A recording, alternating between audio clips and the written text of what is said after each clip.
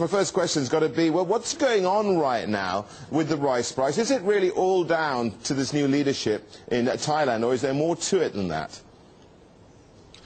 I think Thailand is definitely driving physical rice prices in Asia, given that Thailand is actually the largest exporter, so it can, to some extent, control prices in the market. But there are also a number of isolated events happening elsewhere. Say, in Japan, for example, there's concerns about rice being contaminated after the March earthquake and the events that followed.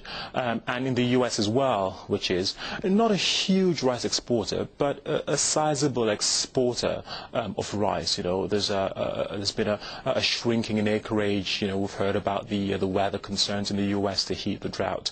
You know, and that is affecting exportable surpluses. So Thailand, Japan, the US, all coming together and creating some bullish momentum in rice prices. Right. Well, what does this mean for some of these other nations here? Do people who, you know, used to traditionally import rice from the countries that you mentioned look elsewhere now, look to the likes of perhaps India or Pakistan? I think the next best option in the rice market is Vietnam, which is the second largest exporter after Thailand.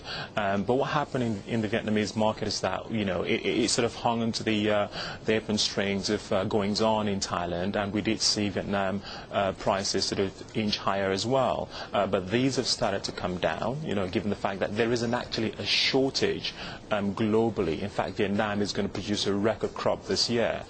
Prices have come down. And then there's India, of course. Remember, India has a ban, or had a ban, on all things grain in the market. But, you know, India has now been looking to export. It's looking to export wheat. It's looking to export rice. And if the price is right, we think India is going to come into the market. It's going to help to dampen the pressures that the bullishness that we're seeing in the market right now. Yeah, but when we look at it, I mean, surely these countries will look to the higher price that, well, Thailand wants to sell rice at, and don't they just get on the bandwagon and lift up prices themselves too? Well, yeah, that is the risk. That is the risk, and Thailand's actually leading in this market. The question is, you know, how long can Thailand continue to lead? How long can it continue to buy prices at the rate or at the benchmark that it has set? You know, if it does continue, then yes, there is a risk that others would actually just take their cue from Thailand and keep prices at an elevated level.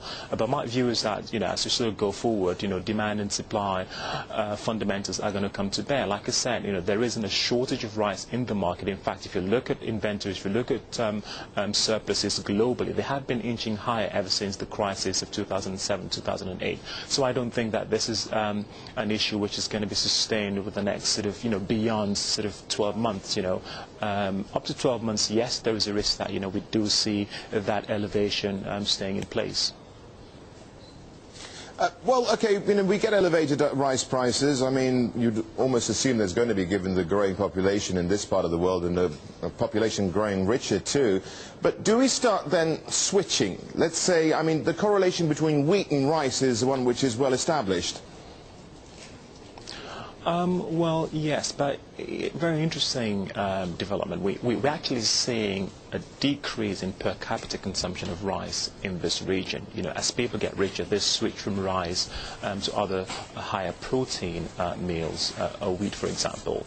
I mean, there is definitely a correlation. Rice and wheat is substitutable, but the fundamentals in both markets are quite different. In the wheat market as well, I think at the moment, you know, the bigger correlation is between wheat and corn rather than wheat and rice, just because of what's happening in the US and the fact that the US is a huge exporter of corn and wheat, and we're seeing record corn prices, and that is pulling wheat prices along as well.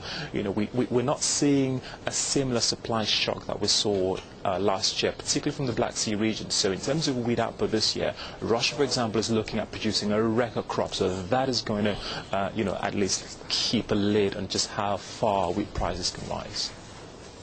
Abah, very quickly, when we look at rice, I want you to stick your neck out and tell me how much we're going to see in terms of upside towards the end of the year. I think we're probably going to see an average of about 6.15 or so for Q4 for a Type B rise, 100%. But I think that is going to be the high as we sort of move out into Q1 of next year. I think the risks are going to be to the downside.